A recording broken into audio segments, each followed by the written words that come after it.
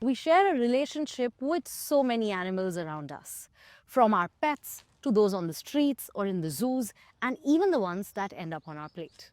Hello and welcome. I'm Sadhika Tiwari and you're watching Eco India. It is surprising and even alarming how deeply our choices and our relationships with the animals around us impact and shape our world, from the creatures that we care for to those that we unintentionally affect. Our actions have a deep impact on our ecosystems and ultimately our future. What came first, the chicken or the egg? Well, let's not get into that today. But when was the last time you actually looked at an egg and wondered where it came from? Or how is the hen who laid this egg actually treated? For a country that produces more than 140 billion eggs annually, the conditions in which they are produced often go unquestioned. Now, some farmers are breaking away from the norm and offering an alternative that is not just kinder to the animals, but also better for the planet. At this farm-to-table restaurant in the South Indian city of Bangalore, quality food is of the utmost importance. Eggs are an important ingredient for a variety of recipes, and co-founder Ganga Prabhakar insists on sourcing free range. The texture is better, the yolk color is brighter, and the flavors are fresher. You can feel the vitality of the ingredients, and it cooks better, the flavors are fuller, and it adds to the overall experience of the dish. The restaurant's free range produce comes from farms like this one in the neighboring state of Andhra Pradesh. Subarathanama started raising chickens for producing eggs around 7 months ago, and they're already turning them out at a steady pace. I have 300 hens that lay 200 to 300 eggs every day. Now in the middle of a hot summer, the numbers have dropped down to just under 200. She used to raise hens in a shed and rarely let them out. Since she became a free-range egg farmer, her chickens are free to go packing, dust bathing, roosting and nesting, all part of their natural activities. At the start, we could see the difference between the hens that raised in the shed and the ones that were let outdoors. So we let them all out. Raising fewer but healthier hens makes financial sense because she has found a guaranteed buyer in Happy Hens. The company helps her and others to equip their farms, find veterinarian assistance, and produce the right feed. For cage free, primarily it's about 2.5 square feet per bird in the space like this. And with free range, we give about 40 square feet per bird in the range outside. So that defines like about an acre, it's 1,000 birds. Although the health benefits of free-range eggs for humans are disputed, studies have shown that the animals themselves fare better. Feather loss, an indicator of poor health, was found to be higher among chickens living in conventional cages versus those able to engage in species-specific behavior. If you've seen the sheds in which these birds are housed, they're usually elevated structures with space beneath them. And if you look at this space, you'll usually see fecal material collecting beneath them. There is a strong odor in the air, which is primarily caused by ammonia and hydrogen sulfide. This chronic irritation from the strong smells can cause health problems. It also results in breeding of flies, which is a nuisance to the community in the area. Seeing a growing demand for free-range eggs across southern India, more local farmers are freeing their hens. The Gram Suri cooperative supports other small farmers like Subrathanama in setting up free-range poultry businesses. Since the rainfall is less over here and members need an alternate income, those who do not have farmland and irrigation facilities do microfarming. Through poultry, farmers are getting a solid income, unlike other animal breeding that is seasonal. But what's good for the hens isn't necessarily good for the wider environment. Studies show that hens on free-range farms require more resources like feed and so are more carbon intensive.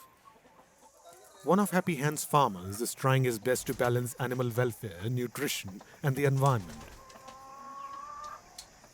Formerly an economist, Prithviraj Srinivas's 7-month-old cage-free farm already has close to 8,000 birds laying eggs.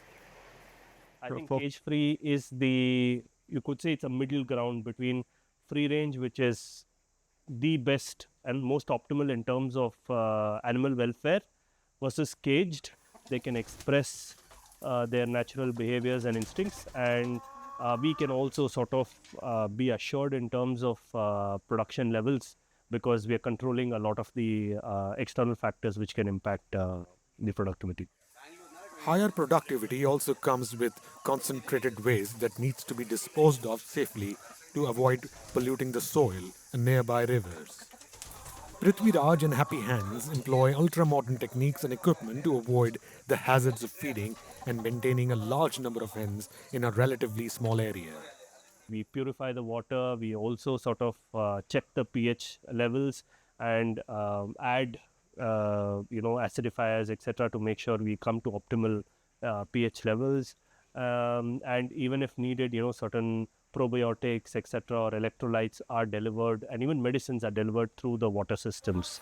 High quality, cruelty-free eggs come with some benefits for consumers, but they can cost up to 4 times a conventionally produced egg. A large majority of India's yearly egg production of 140 billion is still sourced from caged farms. As consumers' demand change, Indian producers are coming up with sustainable ways to address animal welfare and nutritional needs. We often say food is deeply personal. It is linked to our memories, to our culture, and even our identity. Personally, I even plan my travel around food. So the search for a certain specific type of artisanal cheese can actually dictate my itinerary. So when scientists start making meats and cheese in labs, it is bound to raise a few eyebrows. But what if these solutions are actually good for the planet, keep the animals happy, and even taste good? Creamy camembert that hasn't used milk from a cow, slaughter-free steaks, and chicken breasts grown from cells. Changing food is always like multi-layered in a sense, because it's so deeply ingrained in our culture and who we are. Some countries and US states have even preemptively banned it, concerned it could phase out traditional agriculture. But that's kind of the point. The livestock industry accounts for a fairly large share of the world's greenhouse gas emissions. Lab-grown products could put us on the road to redemption, but how are they made, and when will they actually hit our supermarket shelves? There is cultured meat grown from animal cells. The Israeli firm Aleph Farms say their beef steaks are close to being rolled out. Yes, our product is ready to go. The quality and level of sensory properties, mainly taste, flavor, and texture, is very high. This place, Formo, is as modern and trendy as you'd expect from a Berlin startup. Formo has focused on creating proteins which mimic whey and use that in a traditional cheese-making process. The taste test is coming up, but first let's dive into why this quest to find alternatives exists in the first place. Just how much the livestock industry contributes to climate warming greenhouse gases depends on who you ask. The UN Food and Agriculture Organization's most recent report cited 12%, but other studies suggest figures as high as 20%. Whatever the number, climate scientists consider methane emissions particularly concerning. They can be 80 times more harmful in terms of heating the atmosphere than CO2. And livestock accounts for about 30% of the world's methane emissions, largely through cow burps. Deforestation, land and water use, and livestock feed are also major concerns. It makes more sense to produce plants and eat it directly than to feed it to animals. An early study by Oxford University in 2011 reported cultivated meat could produce up to 96% fewer greenhouse gas emissions than livestock, thanks to using less land, water and feed. But the numbers here are also contested. Some studies claim cultivated meat and dairy will need to be run on renewable energy sources if they are to retain lower emissions. To come closer to actual dairy, Formo uses what's called precision fermentation, the evolution of a process dating back thousands of years. They take koji, a type of fungi which is used a lot in Japanese cuisine, feed and ferment it to create a protein similar to whey, and then turn it into cheese. The company also plans on using an animal-free casein protein, but that first needs EU approval. A product like cheese, where it is already a processed product when you start with milk, that there is a fermentation process already involved in the regular production of the product. There, I think it's easier to say, hey, there's just another fermentation step before that, to kind of get people to convert in that sense. Maybe we should just dig straight in and see. Let's do it. We have a Greek feta cheese. So this one, I'd say the texture is a little bit still away from what you would expect from the feta. Yeah. But the taste, the saltiness and everything, it's really there. Rafa says it will initially be 10 to 20% more expensive than mid-range cheese. So we're still talking luxury prices for most people, but it's not outrageously expensive either. And Rafa claims Formo's cheese will eventually sell for cheaper than traditional dairy. Fermentation is just more efficient with resources than animals. Much more efficient, actually. The question of the cost and the price pretty much is only a factor of scale. All right, that's the cheese. But what about that highly sought-after steak? There are quite a few companies out there working on cultured meat, from beef to chicken to fish to foie gras. Aleph Farms is just one of a handful that already have approval to sell their lab-grown meat, in their case, in Israel. The company said they will roll out within the next year, but admitted it will be a luxury item to begin with, sold in high-end restaurants at a price similar to premium range beef. It might take 10 years to get to the mainstream market. It won't happen overnight, just because it takes time to build production capacity, to drive the costs down, to build a supply chain. Studies show customers are still skeptical about how this alternative meat is made. Aleph Farms say they are following the same basic principles of fermentation, only they start with animal cells, feed and nurture them in a bioreactor until they replicate only the edible part of animals. Italy's parliament moved to ban the production, sale or import of cultivated meat and animal feed in 2023. The US states of Florida and Alabama followed suit with their own bans in 2024. The reasoning from politicians is that traditional agriculture has to be protected. We're speaking with the traditional dairy and farming industry to grow proteins in a fermentation tank and to produce these products. You need nutrients. Nutrients are coming from our fields. So you will always have, traditional farming as you know it. The market for these animal-free alternatives is still very small, but if they can convince consumers' taste buds and bank balances, more people may jump on board, which can only be good news for the world's climate. In India, cows flock our streets, dogs in our parks, and monkeys on the trees. Depending on where in the country you are, this list can get really long and very unique.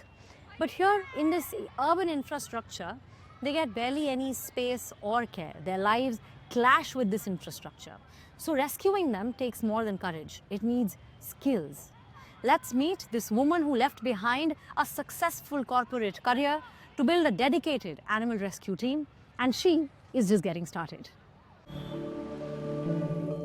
The main turning point to sort of start the organization was there was a dog who had a disease called canine distemper. And, just watching it die without getting any kind of relief, their suffering should not be there. This was in early 2007. I had a job at that time. I was working with a healthcare company and I decided to quit. I had it in my mind that I want to start an organization, because there's only so much you can do alone. My name is Neha Panchamya. I'm the founder and president of Rescue Charitable Trust. I would call myself an animal rescue specialist. I'm a born and brought up Mumbai girl in that sense. All I saw around me were dogs and cats and birds, So those were the first ones that I started to rescue.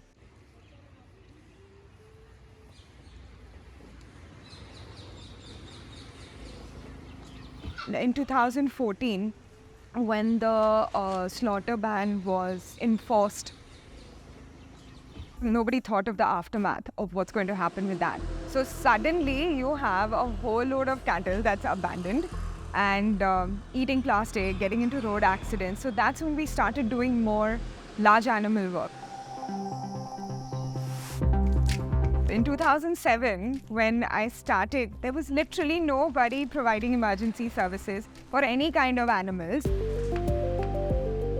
So you're either rescuing an animal on field, or you're bringing the animal into the rescue center because it needs additional help. So it's cared for here, where it undergoes rehabilitation and then is reintroduced back to the wild.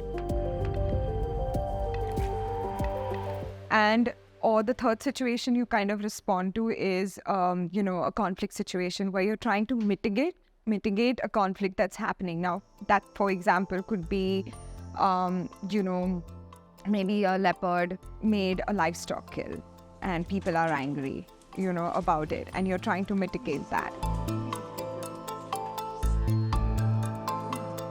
Our prevention activities are focused on community awareness, education.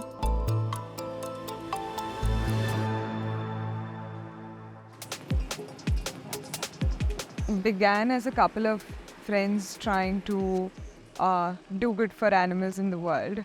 What you see today is first responders, you see rehabilitators, you see a veterinary department. The organization is completely funded by donations only.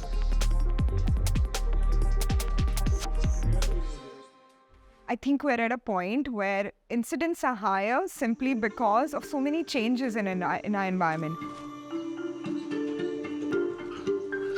One of the visions that I have is to develop a network of remote squads.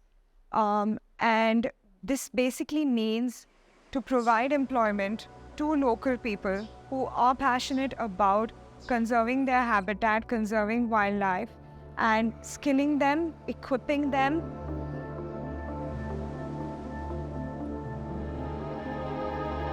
It's about keeping, wildlife wild. It's about sending them back to the wild. We're not a zoo.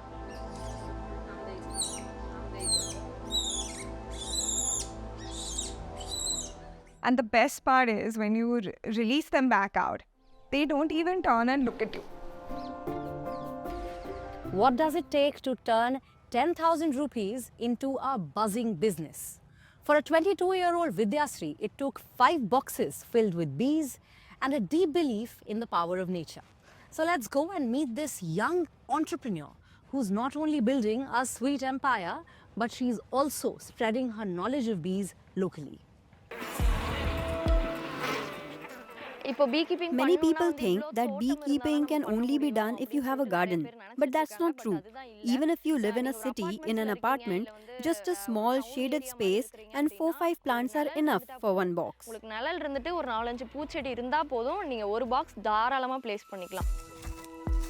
22-year-old Vidyashree runs a successful beekeeping business.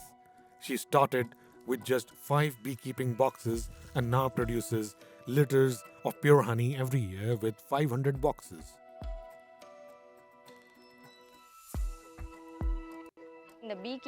Just hearing about this profession made me fall in love with it.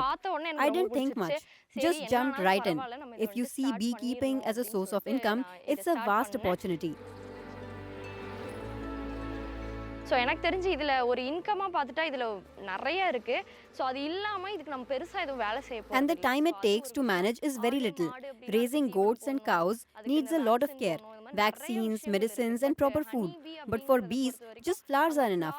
You can collect honey every month. கொண்டு போய் அந்த box வந்து place பண்ணிட்டீங்கன்னா உங்களுக்கு monthly once வந்து நீங்க honey collection பண்ணிட்டே இருக்கலாம். இதை எடுத்துட்டு போயிட்டு நம்ம வந்து Earning a profit of 10 lakhs per year, Vidyashree now teaches farmers in Namakkal, Tamil Nadu, about the importance of beekeeping. and also helping them earn additional income. இப்போ லாஸ்ட்டு ஒரு 5 to 8 இயர்ஸாக நம்ம தென்னை மரம் பிஸ்னஸ் பண்ணிட்டு இருக்கோம். I have been farming coconuts for the past 8 years. I joined this beekeeping group after I found out about this interesting work. Whenever I have doubts or questions, I contact Vidyashri and get her help. Sometimes the boxes get affected by fungus, insects or ants. When that happens, I reach out to her. We don't check the boxes daily, only once every week or 10 days. So she supports me by giving useful suggestions. அதனால அதுக்கு என்னென்ன short work அப்படிங்கறத வந்து அவங்க ரொம்ப தெளிவா சொல்லி கொடுத்துட்டு இருக்காங்க. So honey collection We collect honey from these boxes and supply it to other states too. In the beginning, I earned just rupees 5,000 a month. But now I earn rupees 50,000 to rupees 60,000 per month. And I'm really happy. 50 to 60,000 எடுக்கறேன் அப்படினா எனக்கு இன்னும் வந்து பெரிய விஷயமா இருக்கு. மக்களே hi. Now we are going to find the queen bee from this box. Queen bee நம்ம கண்டுபிடிக்க போறோம். Honey வந்து வெளியில கொடுக்கிறது இல்லாம boxesம் வந்து Apart from honey, people from Andhra Pradesh and Bengaluru are also buying these boxes. We are exporting them there too. I saw changes within a year. People are interested in natural products. If we meet their expectations, we can truly succeed in this business. Because people இந்த மாதிரி தான் தேடிட்டு இருக்காங்க. அந்த தேடலை வந்துட்டு நம்ம வந்து பூர்த்தி செஞ்சோம் அப்படினா தாராளமா நம்மளால இதல வந்து சக்சஸ்ஃபுல்லா வர முடியும். We often imagine engineers as humans wearing hard hats, building things. But what if some of the best ones were really small, had fur on them, didn't really need a blueprint to build anything, and actually not even any payment? Well, in a nature reserve in Czech Republic, a group of unlikely builders has done something what no official plan could. They restored a wetland. He looks cute, works quietly, and above all doesn't want a penny for the job, just some peace and quiet. But these beavers in the Czech nature reserve of Burdy have violated all of the country's building and planning regulations, and probably also the European Union's Working Time Directive. And they're now being celebrated for it. Initially, Bohumil Fischer wanted to get the diggers in here. The plan was to rewild the straight drainage ditches in the former military area so that the meadows below the ponds could revert back into wetlands. It took 6 years of planning before the construction work could finally begin. But Bohumil Fischer arrived too late. It was already done. The beavers did our job for us, and now they're doing the maintenance work for free. As long as the animals live here, they'll take care of the dams.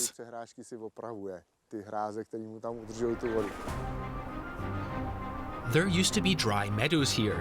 Now Fisher can barely get through with rubber boots. A beaver clan has been constructing its home here for 4 years. The drainage ditch is still straight, but beaver dams retain sediment and so protect the sensitive population of rare stone crayfish in the Klabava River. Beavers are true workaholics. A single animal can fell up to 200 trees a year. The beavers have already surpassed the park administration's construction plans, an invaluable help in the literal sense of the word. We've estimated the costs if we'd had to do the beavers' work ourselves. Based on the area of the wetland and the estimated list prices, the beavers have saved us around 30 million koruna. That's 1.2 million euros. So they're not just cute, they're absolute treasures. And maybe next time, the furry civil engineer should also get the planning contract. The beaver was much more creative than our project. It has a much better feel for the topography than our technical approach. All in all, a happy ending for humans and busy beavers alike, with a clear and simple message.